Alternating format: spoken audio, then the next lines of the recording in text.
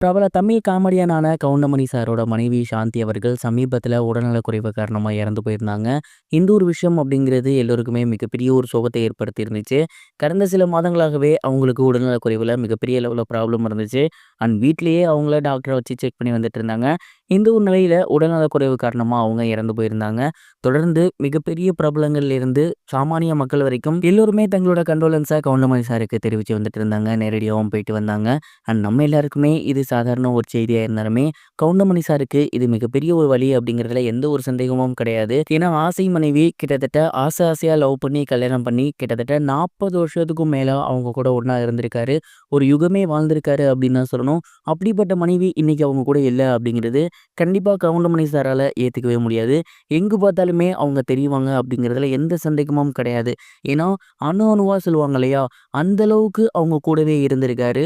இத்தனை வருஷத்துல ஒரு சண்டை இல்லாம, ஒரு வெளியில கெட்ட பேர் இல்லாம, அவ்வளோ ஒரு நல்ல கப்புலா அவங்க இருந்திருக்காங்க. அப்படி பார்க்கும்போது, அவங்க இருந்த அந்த வீடு இருக்கு இல்லையா? அது சாதாரண வீடு கிடையாது. ஒரு ஞாபகம் அப்படின்னே சொல்லலாம். எங்க பார்த்தாலும் அவங்க நெனப்பு இருக்கும். சடனா கிச்சன் பார்த்தாலும் சரி, ஏன்னா அத்தனை வருஷமா அவங்களுக்கு சமைச்சு குடுத்துருப்பாங்க. சடனா இவரோட பெட்ரூம் பார்த்தாலும் சரி, அங்க துணி மடிச்சிட்டு இருக்கிறது, வீடு கூட்டுறது இந்த மாதிரியான விஷயங்கள் பண்ணியிருப்பாங்க. அண்ட் அவங்களோட சேர பார்த்தா கூட, அவங்க அங்க எப்போ உட்கார்ந்திருப்பாங்க இல்லையா? அங்க இருக்க மாரியே ஆன சிந்தனைகள் கவுண்டமணி சாருக்கு வராம இருக்கவே இருக்காது. அந்த அளவுக்கு அவ்வளவு ஞாபகங்கள் அவங்க கூட அந்த வீட்ல சேர்த்து வச்சிருக்காரு. இப்படியாப்பட்ட ஒரு ஆசை மனைவிய பிரிஞ்சு இருக்குது அப்படிங்கிறது உண்மையிலேயே அவருக்கு மிகப்பெரிய ஒரு வேதனை அப்படிங்கிறதுல எந்த ஒரு சந்தேகமும் கிடையாது. கண்டிப்பா கவுண்டமணி சார் இந்த ஒரு இக்கட்டான சூழ்நிலையிலிருந்து நல்லபடியா வெளியே வரணும்.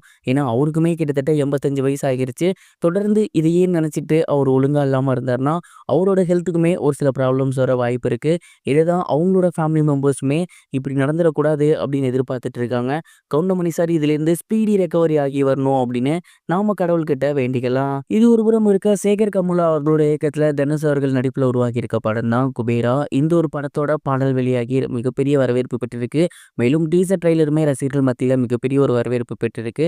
இந்த ஒரு நிலையில இந்த படம் எப்போ ரிலீஸ் ஆக வேண்டியது, பட் ஒரு சில காரணங்களால தள்ளி போயிட்டே இருந்துச்சு. சமீபத்துல ஒரு போஸ்டர் ஒன்று படக்குழு வெளியிட்டிருக்காங்க. அதுல இந்த படம் என்னைக்கு ரிலீஸ் ஆகுது அப்படிங்கிறத ஷேர் பண்ணியிருக்காங்க.